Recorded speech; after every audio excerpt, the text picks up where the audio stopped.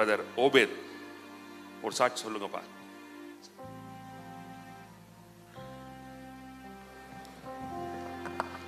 Praise the Lord. கர்த்தருடைய பரிசுத்த நாமம் மகிமைப்படுவதாக. என்னையும் இங்கே ஒரு சிறு சாட்சியை வச்சுக்கிற ஏசப்பாவுக்கு நான் நன்றி செலுத்துகிறேன்.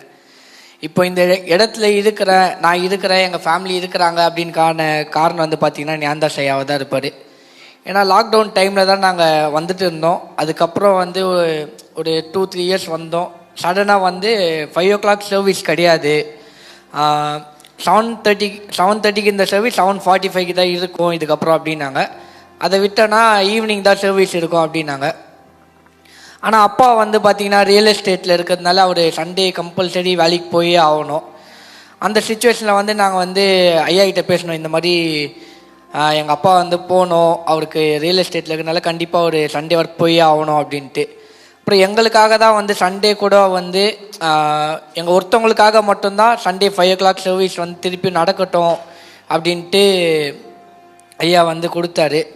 அதுக்கு நான் கர்த்தரை ஸ்தோத்திரிக்கிறேன். ஞான்தாஸ் ஐயாவை பற்றி அவ்வளோவா அவர்கிட்ட பழகுனதில்லை, பேசினதில்லை. ஆனால் நான் அவர்கிட்ட இருந்து கற்றுக்கினது இல்லை, அவர் எனக்கு சொல்லி கொடுத்தது வந்து என்ன அப்படின்னு பார்த்தீங்கன்னா, ஊழியத்தில் போகும்போது எதுக்குமே வந்து நோ சொல்லக்கூடாது அப்படின்ட்டு எனக்கு சொல்லி கொடுத்துருக்காரு. எதுவாக இருந்தாலும் முடியுமோ முடியாதோ நீ வந்து ஓகேன்னு சொல்லிவிடு, அதுக்கப்புறம் கர்த்தர் பார்த்துப்பாரு அப்படின்னு சொல்லி தான் ஐயா சொல்லி கொடுத்துருக்காரு. அதை தான் வந்து நான் அவர்கிட்டேருந்து கற்றுக்கினது. ஊழியம் அப்படின்னும் போது நம்மகிட்ட இருக்கோ இல்லையோ, ஆனால் கர்த்தருக்காக நம்ம உண்மையாக நிற்கணும் அப்படின்ட்டு அவர்கிட்டேருந்து கற்றுக்கிறேன். அதே மாதிரி கொஞ்ச நாளாக வந்து அவர்கிட்ட பார்க்கும்போது ஹாஸ்பிட்டலில் போய் பார்க்கும்போது கூட அவருக்கு வந்து பயமே கிடையாது. பயமே இல்லாமல் தான் தைரியமாக தான் பேசிகிட்டு இருந்தார், நான் வந்து பரலோகத்துக்கு ரெடியாக தான் இருக்கிறேன் அப்படின்ட்டு. ஏன்னா நிறைய வாட்டி நான் ஆப்ரேஷன் பண்ணிட்டேன், ஆனாலும் நான் வந்து பரலோகத்துக்கு ரெடியாக இருக்கிறேன் அப்படின்னு தான் பேசிகிட்டு இருந்தாங்க. எனக்கு வந்து சண்டே அட்மிட் பண்ணது தெரியாது, வெட்னஸ்டே தான் தெரியும் ஐயா வந்து அட்மிட் பண்ணியிருக்காங்க அப்படின்ட்டு.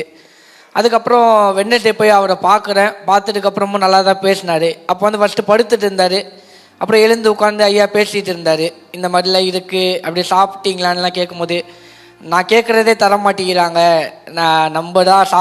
நான் வந்து எனக்கு பிடிச்சது கேட்குறத தரமாட்டேங்கிறாங்க அப்படின்னாங்க. ஆனால் அடுத்த நாள் அன்றைக்கி வந்து பேசுறதுக்கு எனக்கு டைம் கிடையாது.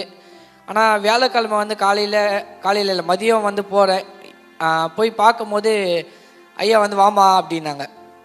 அப்புறம் உட்காந்து கை கொடுத்து பேசிகிட்டு இருந்தார். அப்புறம் என்னுடைய ஆஃபீஸ் லைஃப் பற்றி பேசிகிட்டு இருந்தாங்க, எப்படி போகுது அப்படிலாம் பேசிகிட்டு இருந்தாங்க. அதுக்கப்புறம் ஐயா வந்து கேட்டாங்க, இந்த மாதிரி உங்களுக்கு என்ன வயசு ஆகுது, உங்கள் அக்காவுக்கு என்ன வயசு ஆகுது அப்படின்னு. அப்போ வந்து சொன்னேன், எனக்கு இந்த வயசு ஆகுது ஐயா, எங்கள் அக்காவுக்கு இந்த வயசு அப்படின்னு. அப்போ வந்து ஐயா சொன்னது, இன்னும் உங்களுக்கு கல்யாணம் மட்டும் பண்ணி வைக்கணும்ப்பா நாங்கள் அப்படின்னாங்க. அந்த ஹாஸ்பிட்டலில் இருக்கும்போது கூட ஐயா வந்து எங்களை பற்றி யோசிக்கும் போது, எங்களுடைய எதிர்காலம் வந்து நல்லா இருக்கணும் அப்படின்னு யோசிக்கும் போது ரொம்ப கஷ்டமாக தான் இருந்தது. ஐயாவுக்கு வந்து கண்டிப்பாக பயமே இல்லை. அதே மாதிரி பாஸ்டரை நல்லா ரெஸ்பெக்ட் பண்ணணும்னு சொல்லி கற்றுக் கொடுத்துருக்காரு. அது பெரிய ஆளாக இருந்தாலும் சரி, சின்ன ஆளாக இருந்தாலும் சரி, அவர் ஒரு ஊழியக்காரன் அப்படின்னு இருக்கும்போது கண்டிப்பாக வந்து ஐயா வந்து நல்லா ரெஸ்பெக்ட் பண்ணுறாங்க. ஏன்னா இன்னி வரைக்கும் கூட அவர் என்னை வாடா போடாங்க கூட சொன்னது கிடையாது, வாங்க போங்க அப்படின்ட்டு தான் ஐயா சொல்லியிருக்காரு. அவர்கிட்ட இந்த அதையும் நான் கற்றுருக்கிறேன். ஒழுக்கமாக நடந்துப்பாங்க. நிறைய பேருக்கு வந்து எப்படி நீ ஒழுக்கமாக நடக்கணும் அப்படின்னும் சொல்லி கொடுத்துருக்காங்க. ஐயாவுடைய இது என்னென்னா, சர்ச்சு வந்து நல்லா டெவலப் ஆகணும், பள்ளிக்கரணையில் இருக்கிற எல்லாருமே வந்து சபையில் வந்து இருக்கணும் அப்படின்ட்டு தான் ஐயா ஆசைப்படுறாரு. லாஸ்ட்டாக வந்து என்னென்னா, இப்போ ஐயா மறிக்கிறதுக்கு கொஞ்சம் நேரம் முன்னாடி கூட நான் கிங்கனா லாடனா தான் அங்கே ஹாஸ்பிட்டலில் இருந்தோம். கடைசியாக பேசிட்டு அதுக்கப்புறம் ஆப்ரேஷன் தேட்டர் உள்ள போகும்போது கூட எங்களெல்லாம் பார்த்துட்டு தான் போனார். அந்த பாக்கியம் வந்து ஏசப்பா எனக்கு கொடுத்துருக்கிறதுக்காக ஏசப்பாவுக்கு நன்றி செலுத்துகிறேன். கர்த்தர் ஆசீர்வதிப்பார். ஆமென்.